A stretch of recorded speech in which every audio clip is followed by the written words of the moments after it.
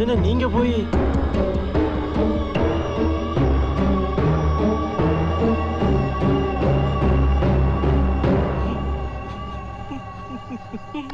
தம்பி என்ன மன்னிச்சிருங்க தம்பி. இல்ல நீங்க நினைக்கிற மாதிரிலாம் இல்ல தம்பி. என் சூழ்நிலை தான் இதுக்கு காரணம். திருவிழா நேரத்துல குதிரை காணாம போச்சுன்னா அதுக்கு பதிலா புதுசா ஒரு குதிரை செய்ய சொல்லுவாங்க. அப்படி செஞ்சு கொடுத்தா அதுக்கு தட்சணையா கொஞ்சம் நகையும் பணமும் கிடைக்கும். அதை வச்சு என் பொண்ணு கல்யாணத்தை முடிச்சிடலான்னு நினைச்சிட்டு இருந்தேன். அதுக்குள்ள இந்த குதிரை வந்து அந்த குதிரைக்காக ஒருத்தன் சாகர வரைக்கும் போனதால என் மனசே தாங்க மாட்டேன்டுச்சுப்பா.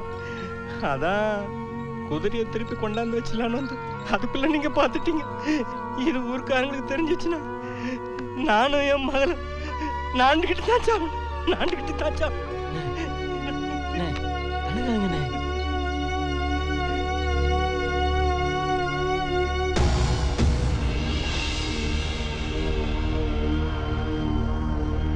என்னப்பா அது அதிசயமா இருக்கு?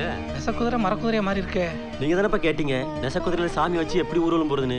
அதான் அதுக்கு தோதா அழகரே மரக்குதிரையா மாறிட்டாரு. இத்தனை நாளா சாமியே இல்லைன்னு இருந்தோம். எங்க கண்ணை திறந்துட்டாரு அழகர் சாமி. சாமியே சாமியே எங்களை மன்னிச்சிருப்பா. இந்த பயல்களுக்கு பித்தி வரணுங்கிறத தயா நம்ம அழகர் இப்படி ஒரு நாடகத்தை நடித்திருக்காரு. எல்லாம் அந்த அழகருடைய திருவிளையாடலையா? Biggest, latest Bollywood blockbuster only on Eros Now.